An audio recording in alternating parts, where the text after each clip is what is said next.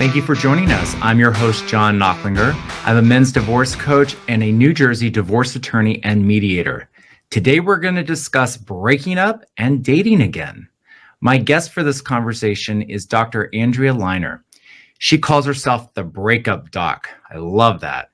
She is a clinical psychologist who is passionate about helping people heal and learn from their breakups so they're better prepared to find their next, even better relationship. Thank you for being here today, Andrea. Thank you so much for having me. It's my pleasure. So, people going through a divorce, you're obviously breaking up, and most people would like to be in a relationship again. So I think this conversation really will hit home with a lot of our listeners. So before we even dive into that, I want to know, how in the world did you become the Breakup Doc? Yes, it's funny. It feels like a lifetime ago at this point. But basically, I was in training to be a therapist. I was in my psychology doctoral program and went through a horrific breakup of my own at 24 years old to a man I had been with since I was 19. So one of those college relationships. And it wrecked me because as far as I knew, and especially I went to college in Texas, people tend to do the marriage thing a little younger there. I thought I was done. I had found him. We were done. We had picked out a ring. We had talked about marriage. Our families were on board, all of it. And my entire world got ripped out from under me, seemingly out of nowhere at the time. But now that I know what I know, the writing was on the wall for a while. And simultaneously, I was working at a university counseling center for my placement, my practicum placement, and was working with a lot of people similar age to me. And for whatever reason, even though cases are assigned randomly, about 90% of my cases that year were breakup cases. So I was going through my own, they were going through theirs, and I started noticing just so many commonalities, themes, patterns, noticing it from the personal side and from the clinical side, that I decided this was an area I kind of wanted to specialize in. Because even though it can seem frivolous at the time, like, oh, my girlfriend broke up with me or whatever, it can seem silly, it's the foundation for everything. The person that we choose to partner with, to build a life with, to potentially have children with, it matters. And so if you can learn from the relationships you've had, learn about yourself, learn about your patterns, learn about what you're looking for, you can establish a better connection in the future. And everything in life has ripple effects from that. So I think it, in a weird way, it kind of changes the world in a positive way.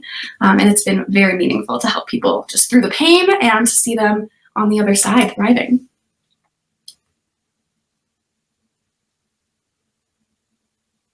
I'm sorry. No, I lost your sound. Yeah, lost sound for a second. This is the fun part of doing podcasts over the internet. Sometimes there's like gremlins in the system. But I just think it's funny that like the title Breakup Doc basically found you. I mean, I always love like the universe sort of just things happen, right? And it just sort of found you while you were studying, to be a mental health professional. It kind of just found you. And I love that. So let's talk a little bit about breaking up and how hard it is. When you're going through a divorce, it's like the extreme part of breaking up, right? Because now there's paperwork involved, not just breaking up. There's a lot of paperwork involved. There's judges, there's lawyers, there's all kinds of other stuff. So I think what most people really would want to hear a little bit about is, how do you know that it's time to call it quits? Because that's the hardest part, right? Is making that decision that this is the time that I need to move on with my life. I've gone to, counseling, I've done therapy, I've done all these things, I've worked on it. And for whatever reason, it's not working. But most people stay in marriages or relationships in general that aren't working almost too long. So how do you know that it's time to move on? Oh, that is such a good question. I specifically work with people on this. Should I break up or not? It's just one of my specialty areas. And so a cheeky answer I have for you is that if you're asking the question, something's up. That's a sign that maybe we need to look at this. People who are truly happy and fulfilled in their relationships don't ask the question. So not that asking the question is a death sentence to the relationship necessarily, but it is a place to start.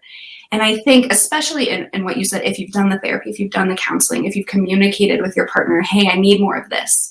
I need you to not do this. I'm feeling unfulfilled in this way. If those conversations have taken place, even if your partner's saying, sure, I'll do it. If time has gone by and you're seeing that they're not actually doing that, that's when we need to start having a conversation. And it usually is when it starts to impact your mental health. In addition, you're feeling, your self-esteem is shot because your partner is constantly shooting down your advances or talking down to you when you're with your friends, and it's making you question yourself. Or you're noticing that the interactions you're having with your children or with your partner in front of your children is showing them a relationship that you wouldn't want them to have as an adult. That's another big sign. And sometimes people I work with who are married with kids who are deciding whether or not to get out, that's one of the first things I ask them. I say, if your child ended up in this dynamic and had a spouse where the situation was exactly what you're describing to me, would you approve of that? So that's a big one. But the simplest answer is just, are you unhappy? Are you dissatisfied more often than not, despite putting effort in? And that's when a conversation needs to be had. Of course, I'm a big believer, and I say this to clients all the time, everything should be a conversation before it's a decision. I don't think that anyone should just on a whim decide, I'm unhappy and my partner doesn't do enough of this for me, so I'm filing for divorce. That would be insane. There would need to be conversations. There would need to be some period of time where, are we going to try? When you say you're going to try, are you going to follow that up with action? And if that's not happening, and that's a really hard, I can't give you an exact timeline. If it's been a month, if it's been 6 months, it's very dependent on the situation. But if the effort's been put in and results aren't occurring, something needs to change. Well, isn't that sort of part of the conversation? Like, how long are you going to give someone to make concrete changes before you do call it quits? I mean, should be part of the conversation. I think what's interesting, you're talking about children, like, you just brought up the idea of children. One of the things about divorce in particular is that people stay in these relationships that are really bad because they think that they should for the kids. And so it gets worse and worse and worse. And then they end up showing children, inadvertently what an unhealthy relationship looks like. So I'm sure you've worked with people that have children that have been going through this. How do you help them, get past that block that a lot of people have, that somehow they need to stay in this relationship. They need to stay married for the kids. Yeah. It is one of the most frustrating things to witness, because I think it's just this cultural myth that an intact family is better than a broken family. And I mean, even that language, and I'm sure you hear these terms all the time, they're very ubiquitous and just they're laden with judgment. I think the thing that's gotten through to people the most when I talk to them is just the example of, you are showing your child what to tolerate and what to look for. And I see it more. I give them examples of clients because I work with a lot of people in their mid to late 20s too. So kind of before the marriage and kids phase, and more just the traditional breakup route. And a lot of them had parents who did this, who should have divorced a long time ago, but stayed together. And what I found for them is these are the people who stay in bad relationships because they were taught, you don't give up, you don't quit, you just keep at it, or I made a commitment and that's that, no matter how unhappy I am. And hearing what the adult ramifications can be from being in that situation does tend to open some parents' eyes.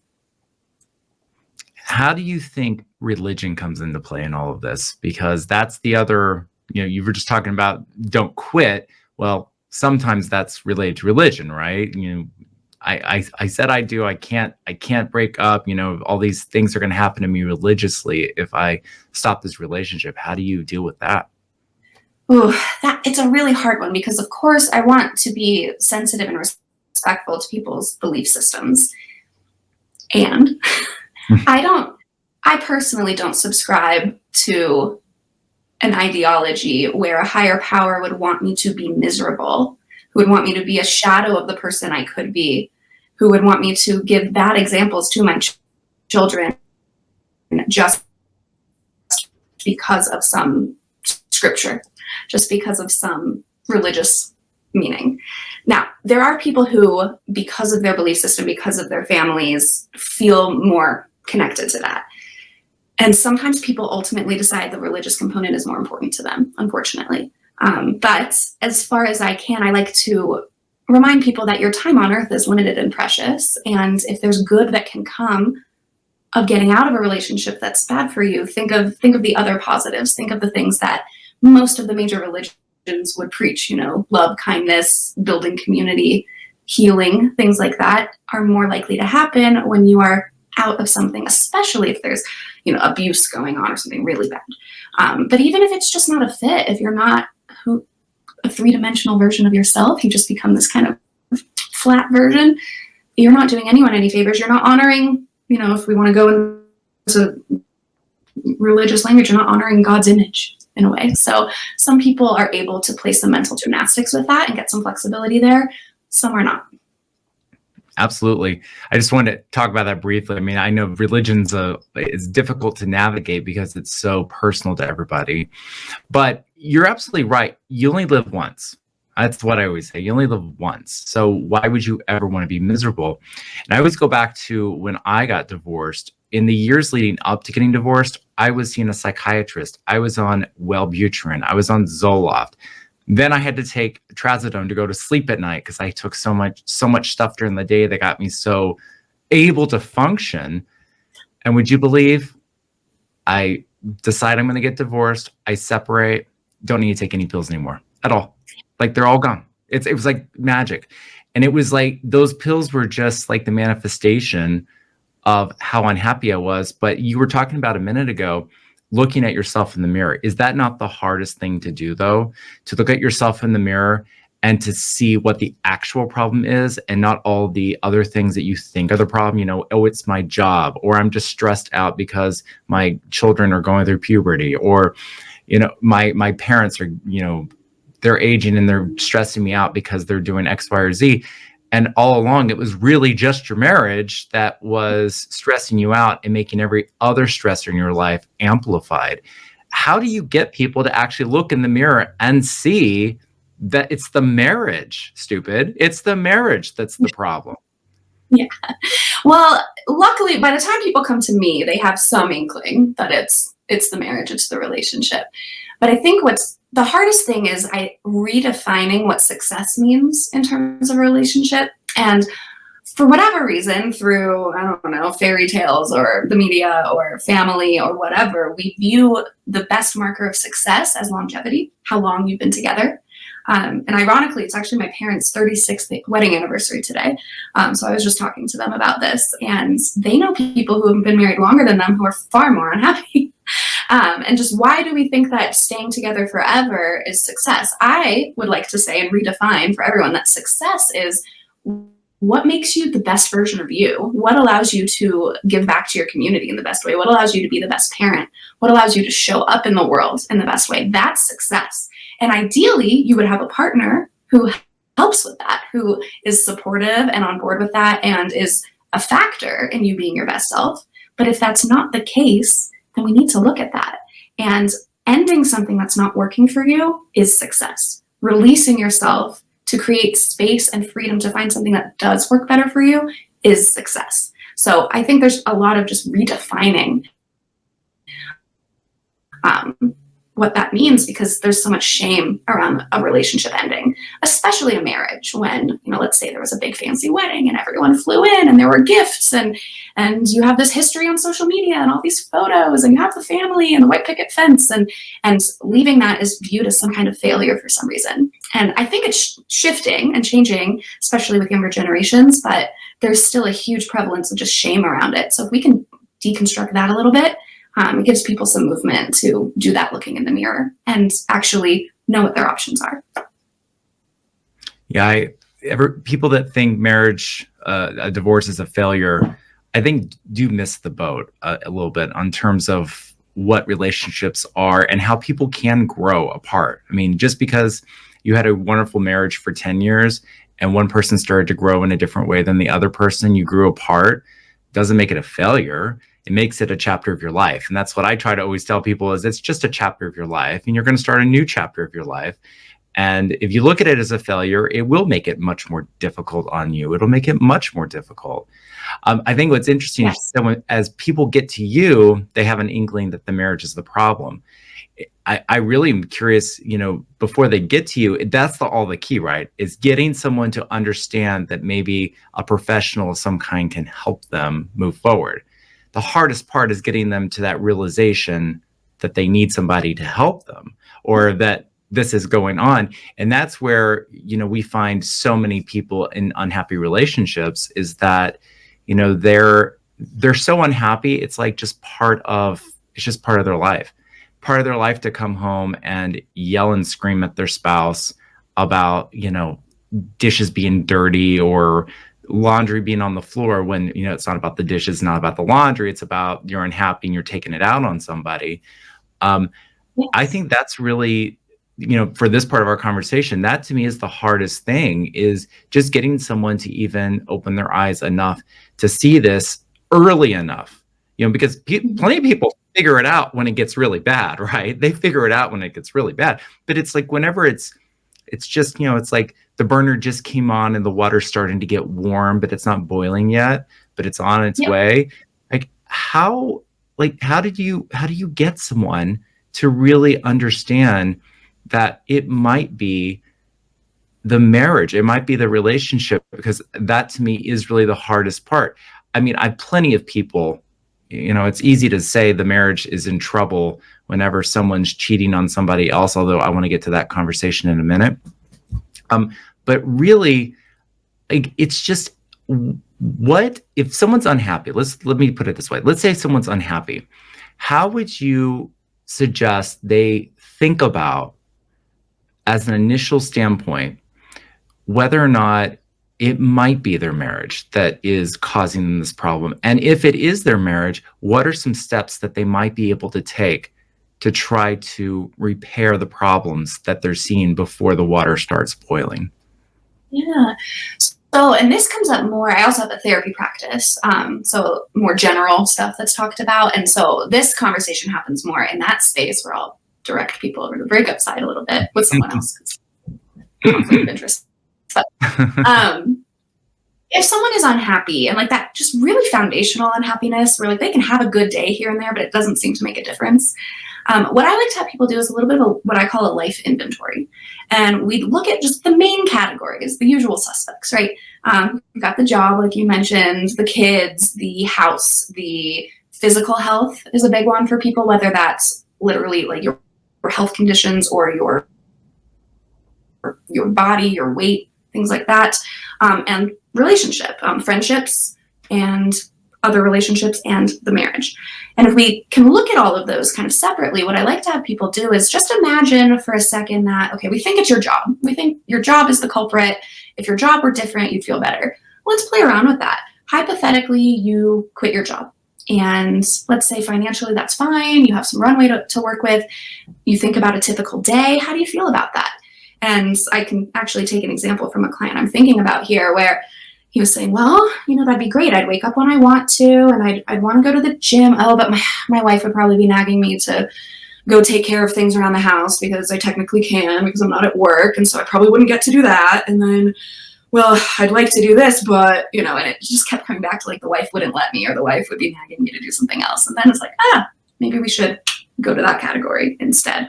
And you can do that with any and all categories. And usually it's a combination of things. And if we look at, the kids, for example, like you're not going to get rid of your children, but sometimes what they see is, oh, I'm feeling like I don't get enough personal time because I'm devoting all my time to parenting. So if I can arrange with my spouse to have a little bit more me time for my hobbies or alone time, maybe that would help. And so sometimes we don't get to the marriage part. It really is a different category, but oftentimes they interplay with each other. And so I like to point out to people, when they're seemingly talking about a different category, if their marriage is coming up in it over and over, we need to shift the focus. And sometimes it's the first time people have heard that, and it can be really unmooring for them. But it's a good way to start the conversation.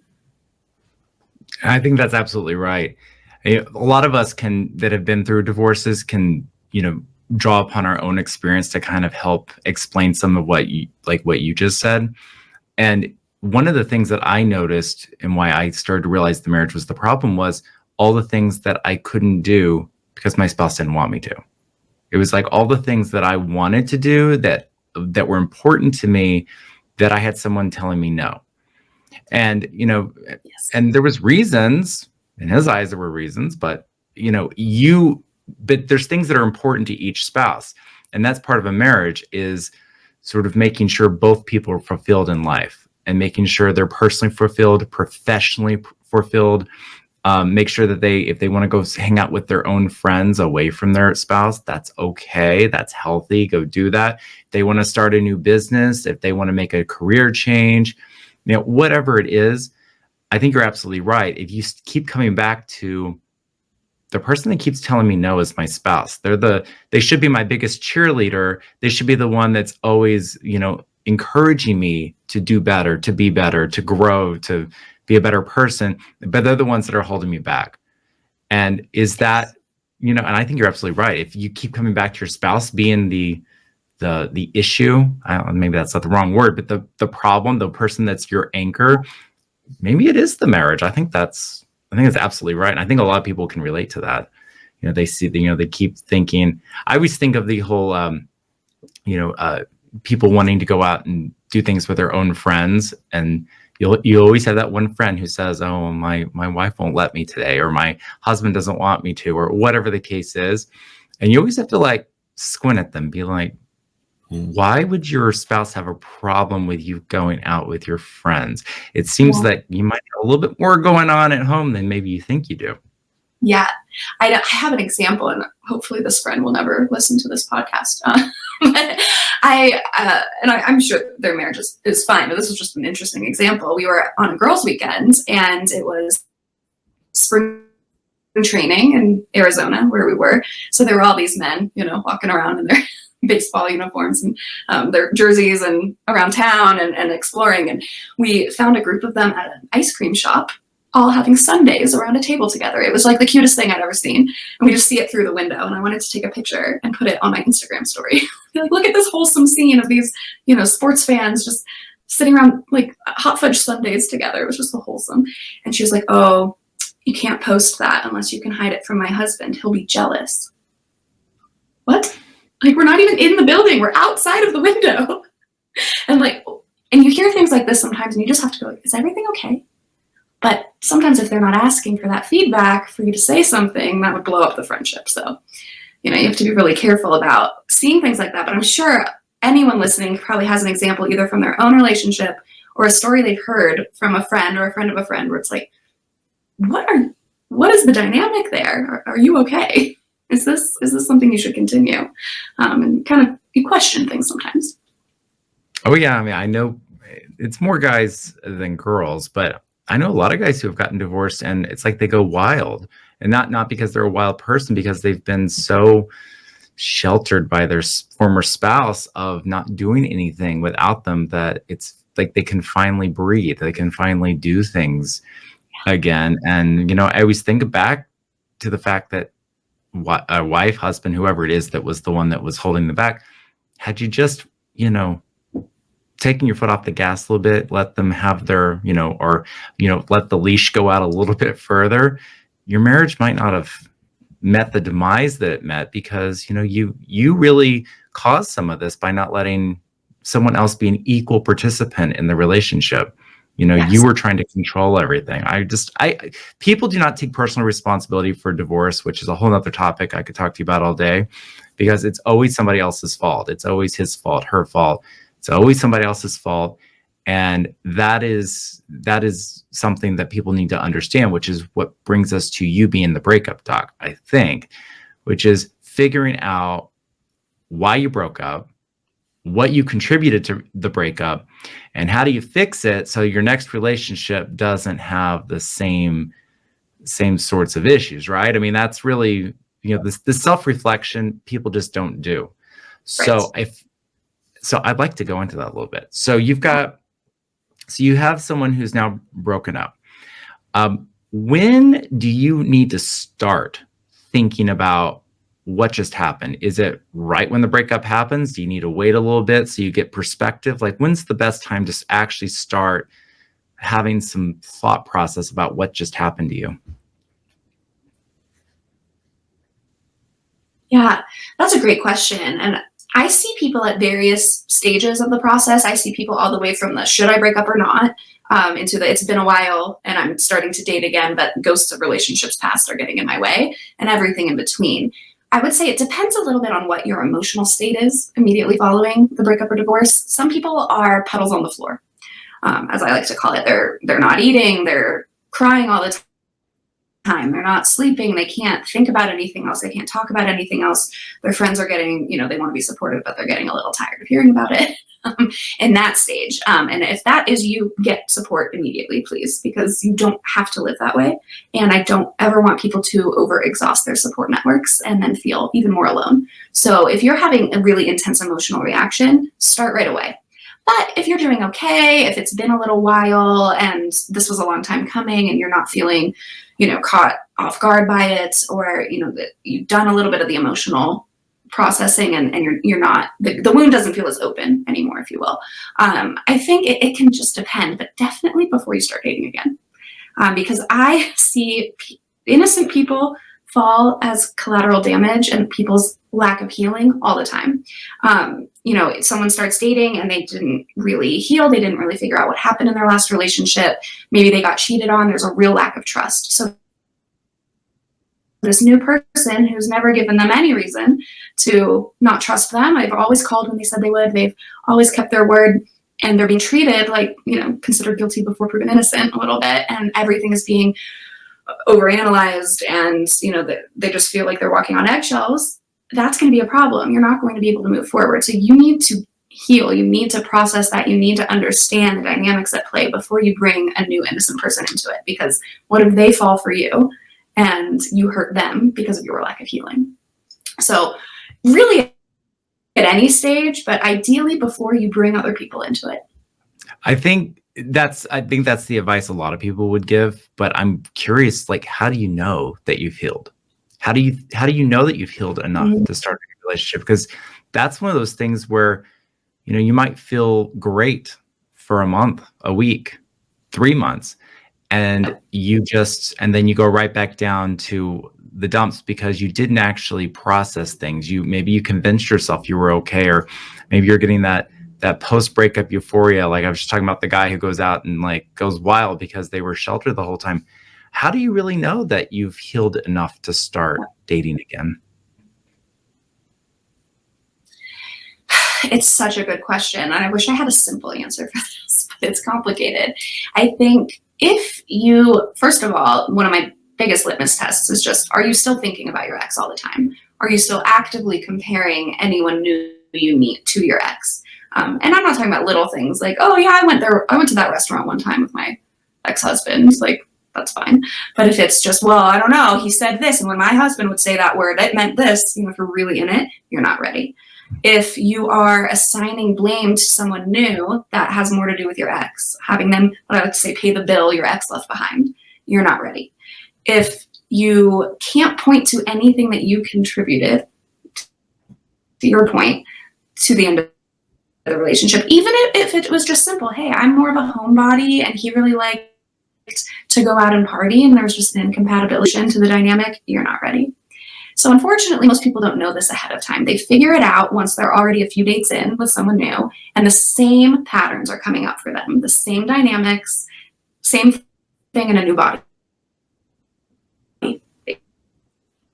basically. And they're so frustrated because, oh, this person looks different. They work in a different field. I met them in a different capacity. Like, why is the same thing happening? Well, it's because you haven't done the work yet. And you are unconsciously being attracted to the same dynamic. And I can get into all sorts of psychological theory on that. One of the biggest being something we call repetition compulsion, which is like old school Freud. But this idea that we want to continue to repeat dynamics over and over until we feel we've mastered them. It's kind of the reason why if you grew up with like an alcoholic parent, you are more likely to end up with an alcoholic partner, even though on the surface how challenging that's going to be. But this time I'm going to overcome it. This time I'm going to win. And so if you don't have conscious awareness of those patterns, you're going to repeat similar things unless you end up with a saint of a partner who just has so much patience and understanding and compassion and can work through it with you. But most people need a little help outside of that. What about the difference between men and women and how they process breakups? It's been my experience that a lot of men don't even move on until they find the next person. In a lot of ways, I usually think there's two kinds of men. I mean, there's other kinds, but there's two primary types of men going through a divorce. One is the one whose spouse, their wife in most cases, has decided, I want a divorce. They've thought about it for years. They've processed it. Now they're emotionally ready for the divorce, and they lay it on their spouse, their husband, I want to get divorced. And they feel blindsided because they, obviously communication was not a strong suit for this couple. Otherwise they wouldn't be getting divorced probably, but they felt blindsided. So they're in this emotional, chasm the whole time. And then there's the other kind that they found somebody else who they think fulfills them better. And so that now it's like subconsciously they have permission to leave their marriage because now they have somebody else already. How do men and women deal with this differently? Because I do think this is an area where I think there is pretty substantial differences in how men and women sort of heal from a relationship and when they decide to move on to a new relationship. Yeah. I think about this all the time, and I of course I hate generalizing based on gender, but there's some truth to it. Absolutely. And what I have found is that it's a little bit of the cultural aspect that men are not taught to process emotions, to express emotions, to even think about their emotions, unless it's anger. That one's acceptable for men, but most of the other ones are not. And so I think there's this hesitancy to look deeper, and you can avoid looking deeper if you just replace, if you just have that safety net waiting for you, someone new. And the irony is that relationships always tend to be pretty good in the beginning. So when you're comparing, a 12-year relationship with something that's been going on for 3 months, of course, the new one is going to be the shiny new object. And if they have that to just immediately go into, they get to bypass, or they think they get to bypass any of the emotion that comes with what was going wrong in the 12-year relationship. I've seen a shift in this with younger men, which I'm enjoying, that there's a little bit more of an acknowledgement of, hey, I'm feeling really lonely in this relationship. I'm really sad that my partner wanted to leave, and actually going through the emotional processing. But a lot of men were never taught that that's acceptable, let alone how to do that. So I've noticed with men, there's a lot more avoidance and denial in the beginning of a breakup experience where, they're going out and getting wasted with their friends every night. Whereas stereotypically, the woman is at home crying and eating the ice cream and poring over the old photos and what went wrong and how could I fix this? And what ends up happening is that through that, she starts to heal. And by the time that he realizes he has some work to do, she's moved on. So I have noticed that dichotomy a lot. And I think that as men get a little bit more comfortable just acknowledging that you have emotions too, and that's okay, you're allowed to have emotions, that I think that gap might close a little bit. But I think there's just a real disinterest in getting into the nitty-gritty of the emotions. I could not agree with you more. But that's part of the reason why this podcast exists, is that there are differences in the way we need to talk about these issues with men and women, and men and women don't hear these issues the same way. A lot of men are very much unemotional. At least they're outwardly unemotional when it comes to divorce. They mask their emotions with, drinking and other things that are a little bit more destructive, and less going out with their friends and talking about what's been going on and trying to do fun things. It's one of the things when I'm coaching guys, I'm like, let's talk about what friends do you like to hang out with? And they look at me like I'm crazy. I'm like, okay, so let's assume you don't really have any close friends. Let's go find some groups for you to be part of so you can start to meet other people, not women to get into a new relationship, but maybe guys. I mean, do you like to golf? Do you like to bowl? Do you like to play tennis? Do you want to learn how to cook? Whatever it is, go do something and be around people, because otherwise I feel like a lot of guys need that. They want a new relationship because they were so used maybe to being taken care of by somebody. Someone's doing their laundry, washing their clothes. I'm stereotyping, but this is still the world. It's not 1960, but most houses, this is still kind of what's going on. And that's what they were used to. So not only are they missing the relationship part, the emotional and physical part of the marriage, they're missing like the everyday, like how my life was. And Andrea, men are really bad at change. They're just bad at change. So I'm wondering, thinking about the difference between how men and women sort of look at breakups.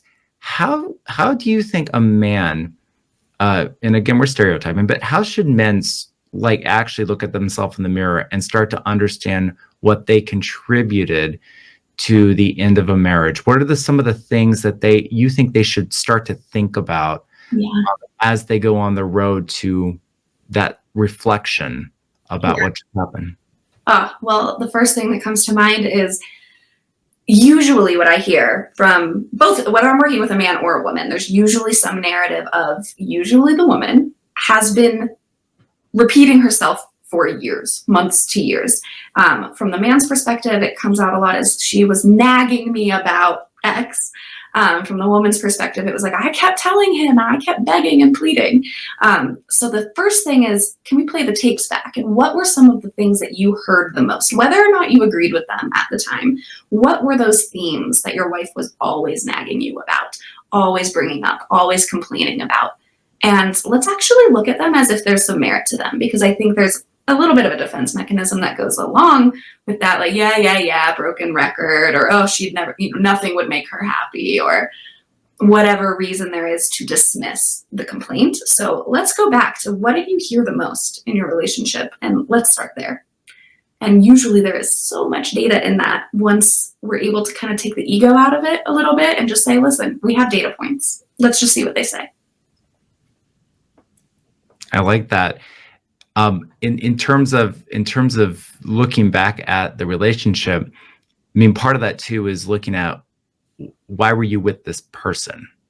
Why was this the person that you were with? I mean, obviously you both did things that contributed to it not working, but you were attracted to this type of person. And one of the things you said earlier was, you got to learn, you don't want to just find the same person in a different body and expect a different result. It's sort of both things. How do you identify what really attracted you to your ex? I mean, I think a lot of people, I guess it depends when you meet them. If you're really young, maybe it was just pure physical attraction. You were young and hot and all, you're just going crazy. And maybe when you're a little bit older, you were attracted to somebody because they were successful and thought they would help better take care of you, make a good parent, whatever the case is. But those are like the easy answers, right? How do you actually get someone to figure out deep inside what attracted them to their ex? Yes. Well, I will try to answer concisely, but this is actually a multi-session process I take people through. It takes a while, and what it involves is painting a really detailed picture of your own history, your own parents, the relationships you grew up witnessing, whether they were real life people, parents, caregivers, aunts, uncles, grandparents, or things from movies that were very pivotal for you. Starting there, and what kinds of messages were you taught about what makes a successful relationship, what kind of partner you should be looking for. We talk about cultural values, religious values, part of the country values. Like I mentioned, I went to college in Texas. I didn't grow up there. I grew up in Colorado, so slightly different culture. When I got to college, I was shocked at how many 18, 19-year-old women were saying they were just there to find a husband, and how many people got married like senior year of college or right after graduation. So if that was part of your culture, there was probably some immaturity and lack of depth in understanding who you even were at the time, let alone who your partner was. We talk about attachment style. I make all of my clients do an attachment style test, and give some information about that. I can expand on that if you want. But we look at all of this stuff, and also just what were the sequence of events leading up to you meeting this person. I'll hear stories a lot about, I was dating this kind of person and I felt really bad in these ways. He never, he didn't want me sexually enough. So then when I met my now ex-husband, he was really hungry for me all the time, and that felt so good in comparison, but I was missing all the other pieces. So there's a lot of context. We do a lot of zooming out and zooming back in to understand the chronology, the context, the background. And usually people have a lot of aha moments understanding what specific need or desire their partner filled at the time. And I would be remiss if I didn't mention that this is much more of an issue for people who don't know themselves as well. So people who are maybe a little older or more mature, maturity and age don't always correlate, but older, more mature at the time of meeting their partner, there are less issues, or fewer issues, I should say. There are people who, who do therapy, who know themselves a little more, who talk about, I don't like this part of myself, and I think it comes from my mom doing whatever. That self-awareness sets you up to make better choices. So a lot of the people who are kind of like, how did I even end up in this relationship? There was just such a lack of insight at the beginning, which is no one's fault. It's just something that we have to learn to seek out. And especially if you have other life stressors going on, just even paying the bills, you don't always have the luxury of getting into the insight work. So now's the time if you didn't do that before. But we pan out, we go back in, we look at all of it. Yeah, I think you just indicated why it's so important when you're going through any major event in your life like divorce, that having personal, like, working on yourself is just it's essential. It's essential. I mean, basically what you were just saying is how much more difficult it is to figure out why you were attracted to your ex, what brought you here, if you're really not in tune with who you are and why you are the way you are, I guess is a way of saying it.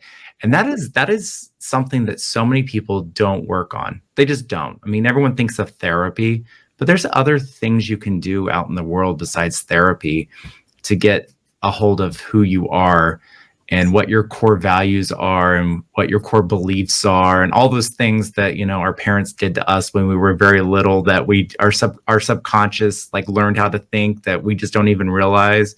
And you have to sort of learn to unpack. There's so many things out there. And I know people get overwhelmed, especially people that listen to this podcast, because, I bring on all these wonderful people that are so knowledgeable. And it sounds like, oh my gosh, there's just too many things out there. And then people get overwhelmed and they don't know what to do and who to go to for help, and, what the best person is to help them at any given moment.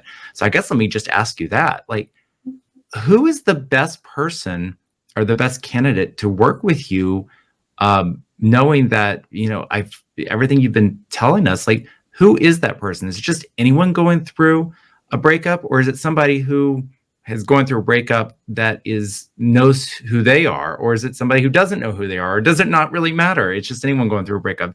Give our listeners a little bit of an idea who the best person would be to work with someone like you that specializes in helping people recover from these relationships. Yes. I would say the number one defining feature of people who are successful in working with me, they're curious. They're curious about themselves. They're curious about the dynamic with their ex. They're curious about what actually fits for them. They're curious about how they've evolved over time and how that might look different from who they were when they met their partner in the first place.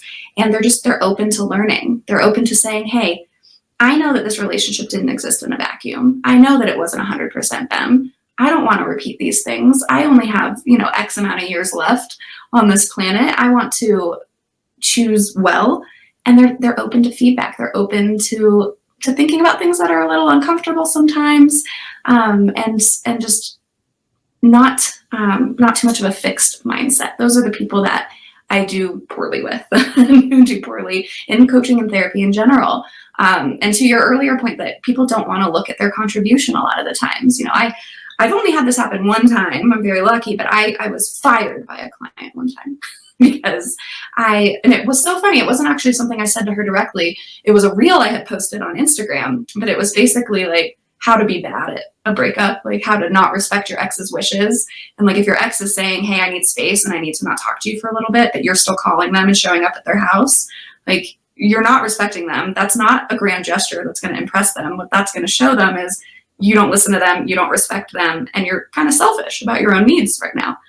And this client like could not hear that. She's like, well, I did all those things. And I'm like, yes, and now we're learning and we're not going to do that again, right? And she just could not tolerate that and fired me. So if you have a fixed mindset, if you are convinced that you are perfect and not the problem, and you are God's gift to the earth and your partner would have been lucky to stay with you and they're crazy for not being with you anymore, we're not going to work well together. I always like to ask questions like that because people listening to you are probably like, oh my gosh, I I need her. I need her to help me. So I always want to make sure that, that we make sure we tell people who the best candidates are to work with various professionals, because there's so many and there's so many people out there. But I will tell you something. I grew up in Texas and also went to school in Texas. And of all of the all the weddings I went to in my 20s, and there were many, there might be 20% that are still married. Uh-huh. I mean, it's insane. It is so insane, but you're right. Like, different parts of the country there's very cultural differences. Like up in the Northeast where I currently live, people routinely don't get married until they're in their 30s, and aren't having kids until their late 30s. It's like, it's a whole different world than, in Texas, where, and I say the South in general, it's not just Texas, not to pick on my home state, but, people are having children, in their early 20s when they don't even really know what they want to do with their life yet. They haven't really figured anything out. And then they're adding a stressor of a family to everything else. And it's just, it's crazy. Yes. And most of the people I work with are their relationships that started in their late teens and early 20s that don't fit anymore. Yeah. So real quick before we have to go, I want to hear about dating. So dating is a whole different ballgame. So now you've done the work, you figured out, why the last relationship maybe didn't work. You've identified things that you contributed towards. You've identified what attracted you to your ex. Now you're ready to start dating. So how do you do that? What's the best way to do that?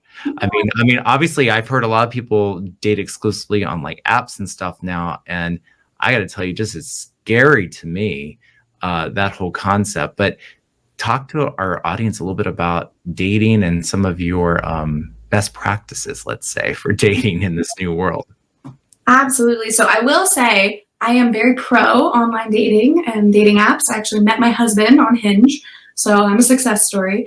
And I love to help people through the online dating process, because what I like about it is that it removes some of the barriers. Like, if you meet someone at a public place, at a bar, at a coffee shop, at a concert, wherever, you don't always know, are they single even in the first place? Are they looking? Are they interested?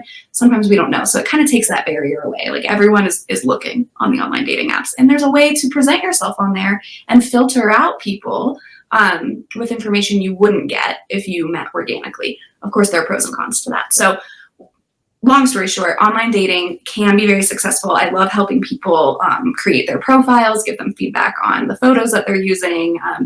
I use the Voxer app with my coaching clients, so they can send me screenshots and texts at any time, and they'll say, hey, how do I respond to this person who contacted me on the apps? Happy to help with that. But I think letting your social circles know that you're open to meeting new people, because a lot of people love being connected through mutual friends, or just know, like, hey, if someone's, single and they're looking, I normally wouldn't invite them to this dinner party I'm having because they don't really know that friend group, but because they've come to me and said they're open, I'm going to invite them to this event. And you just never know who you're going to meet anywhere.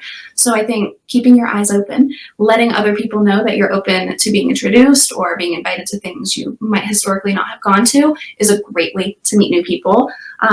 Meetup groups are great. Just really anywhere in public you can meet people. But I'd say that, I don't have too much time to go into all the details, but the number one thing that I like to caution people against when they start dating again is to not go too quickly. I think a lot of people, it's really hard to go from a very comfy, cozy, multi-year, maybe even multi-decade relationship into something new.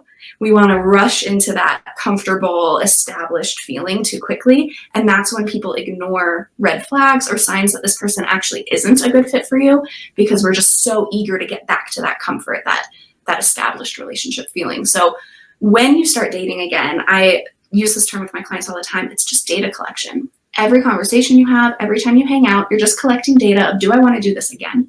That is the only thing you need to pay attention to for the first several months of dating, is just, do I want to see this person again? Of course, there should be some good conversations had in the meantime about main core values and belief systems, because you don't want to waste your time if someone's totally on a different page than you. But for the most part, it's just go slow. Are you enjoying yourself? Do you feel like you can be yourself? And do you want to see that person again? So as long as you don't go too quickly, I think people can have a lot of success once they've done the other work. And have fun. Just have fun. Just have fun. You're just meeting people. You're just seeing if you want to expand your social. And it's okay. I know there's some stigma for this, but like it's okay to go and date, go on like several different dates every month with different people. There's nothing wrong with that at all. Like there's nothing wrong with you, or, especially as an older person. And when you're younger, it doesn't really matter. But as an older person, it's fine to keep going out on different dates with people. I mean, I don't know why people they find that so weird. Like, people are going to think I'm strange if I'm constantly going out with a new person every week. Okay, well, this is part of the exploration that you're talking about, Andrea. Yes. There's some of your coaching clients are like, can I just put something in my ear so you can talk to me during my day and help me figure out what to say? Maybe it's a future service offering. Ooh, I feel something brewing here. Yeah, and having fun, I think, as a side note, in any stage of the process, whether you're freshly out of the relationship and you're in that puddle on the floor stage, or you're ready to start dating again, mindset is a huge component. I do a lot of mindset coaching with people. And just if you can train your brain to think of this as an opportunity, as fun, as just something to enhance your life with, you're going to have so much more success than people who are like, well, it has to work out and I'm only willing to go on this many dates. And if I don't meet someone by this point, I'm a failure. And whatever kinds of, again, that fixed mindset kind of way of thinking, you're going to have a lot harder time. Wonderful. Oh, this is great. I could talk to you all day because, I mean, we didn't even dive into dating with children or anything else. There's so many other things out there. So if anyone would want to work with you, Andrea, how would they go about doing that? Yes, they can find me either at my website, which is drandrealiner.com, or my Instagram, which is also Dr. Andrea Liner. I have application links on there that you can send in and just kind of let me know where you're at in the process. We can set up a consultation call and decide if and how I can be helpful. Right now, I am primarily doing private coaching. So just a one-on-one, 30 days at a time, different levels of support you can pick. All the details are on my website, but I always talk to people first before committing and make sure we're a good fit for each other. Excellent. Well, all of her email, website, all of that will be in the show notes. So just go down the show notes and you can just find her website there. Thank you so much for being here today. I know this conversation is very important to a lot of people because the one thing that most people think when they come out of a marriage and they're getting divorced, the first thing I hear, two things. One is I'm never going to be happy again and I'm never going to get married again. I hear it almost to a person when I divorce somebody. And let me tell you something, you will be happy again. Yes. You may not get married again. That's a decision, but you're going to find a fulfilling relationship again. And if you work with someone like Andrea, you'll make that transition just a little bit better. Yes. Thank you so much for being here today, Andrea. Thank you for having me. Our pleasure.